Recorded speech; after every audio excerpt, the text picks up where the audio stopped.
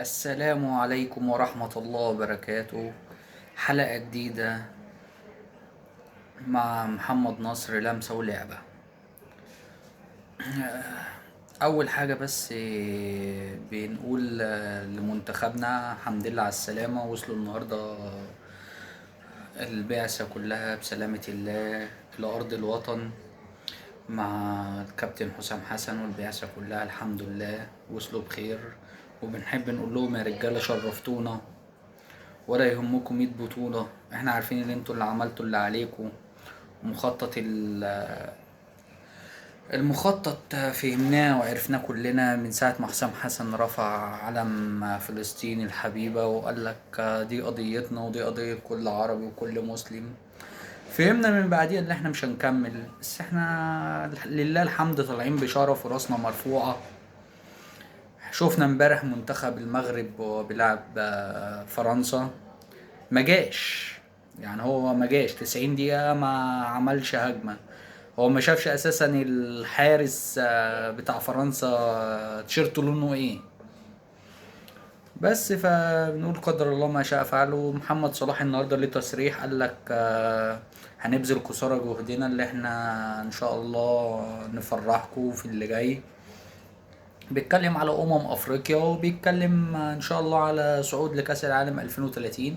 وقال لك مش هنكتفي بس بالصعود والنتيجة المشرفة وكده، لا هنلعب ان شاء الله على ادوار متقدمة، عشان احنا حسينا ان مفيش فرق ما بيننا وما بين اي حد.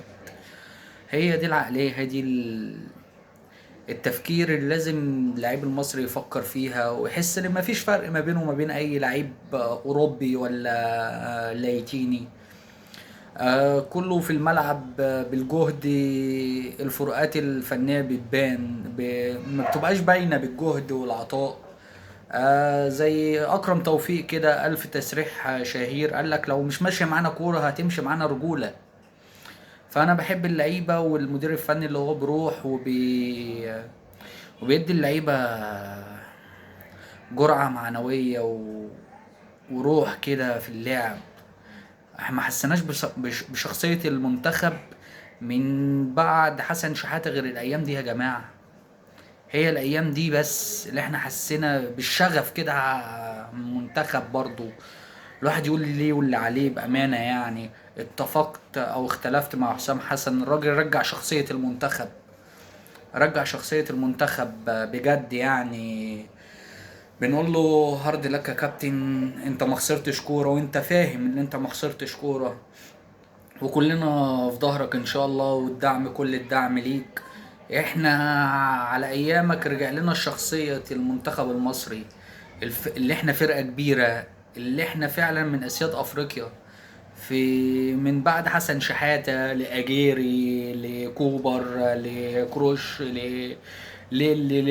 حتى مع حسام البدري ولا شوقي غريب، ما كانش فيه الشخصية دي بصراحة. يعني بنتكلم بكل صراحة، لا نخشى احد يعني. هو ده اللي احنا شفناه، وده اللي الناس كلها شايفاه. يعني لو انت مش شايف غير كده يبقى انت راجل مضل، راجل ما بينك وما بين حسام حسن اي حاجة معنويا.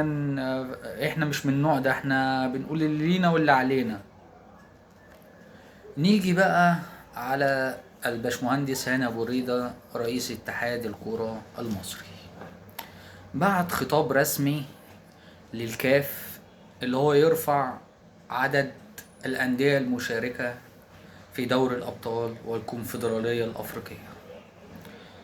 قال لك بدل ما يبقوا فريقين نخليهم 3 فرق هنا و3 فرق هنا. طبعا البي مش عاملها في حب الأهلي.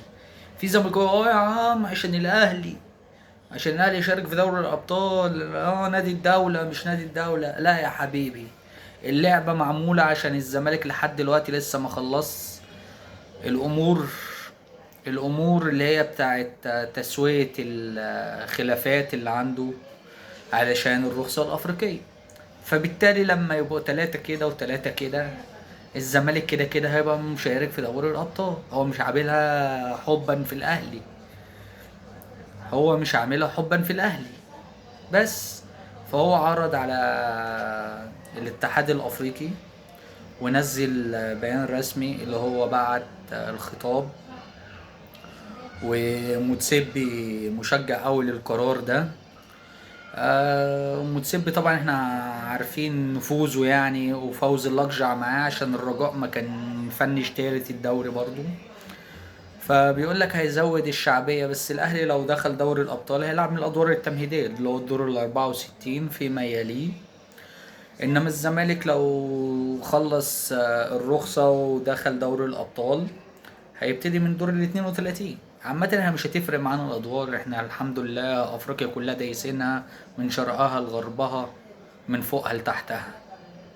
بإذن الله بإذن الله هنروح دوري الأبطال، وإن شاء الله تبقى نجمة جديدة في تيشيرت الأهلي السنة دي بإذن الله. ومع أخبار الأهلي، الأهلي أنهى صفقة محمود صلاح لاعب غزل المحلة البالغ من العمر 17 سنة.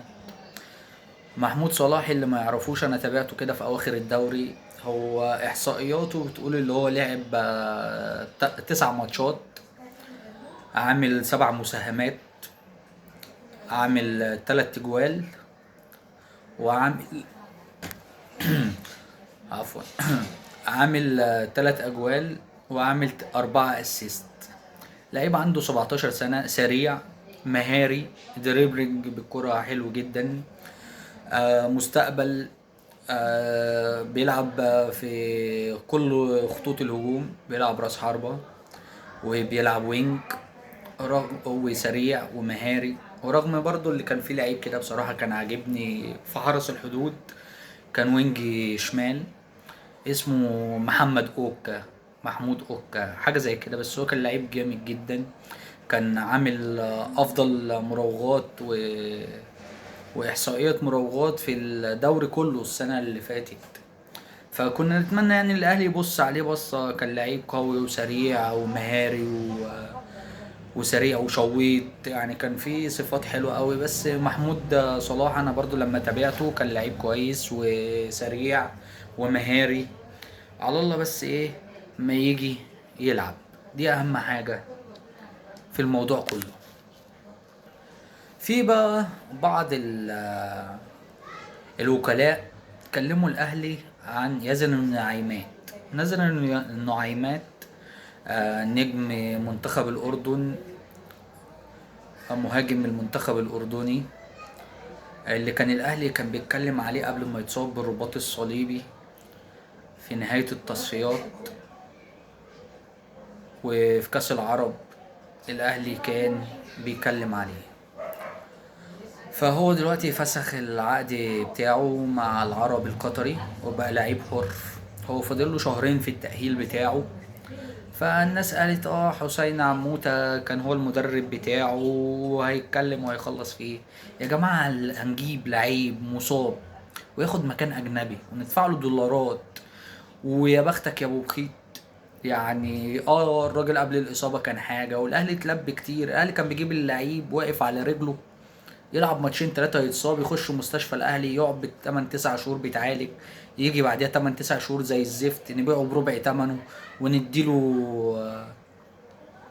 ونديله عقده كامل. وقصص كده وحكايات. نتمنى يعني الاهلي بيفكر في 2 فراودة تقال، منهم المغربي بن جديدة، وصل معاه بفضل عموتة في مراحل متقدمة من إنهاء التعاقد معاه إن شاء الله. وفي لعيب تاني مغربي جزائري عفوا بيلعب في دينامو زغرب،